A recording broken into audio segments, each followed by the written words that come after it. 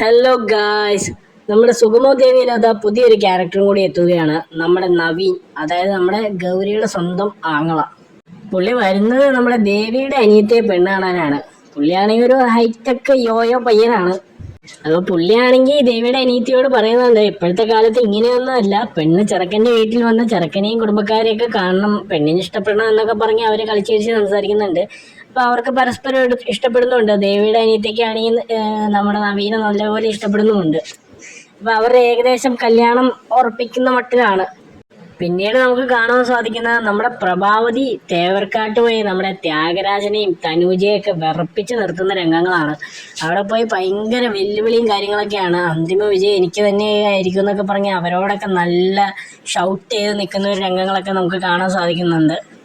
നമ്മുടെ തനൂജയാണെങ്കിൽ പ്രഭാവതിയുടെ കയ്യിൽ നിന്ന് ഒരെണ്ണം ചോദിച്ച് മേടിക്കുന്നുണ്ട്. പ്രഭാവതി പറയുന്നതിനൊക്കെ തറുതല പറഞ്ഞിട്ട് പ്രഭാവതിയുടെ കയ്യിൽ നിന്ന് കരണം മൂളിച്ചൊരെണ്ണം മേടിക്കുന്നുണ്ട് തനൂജ.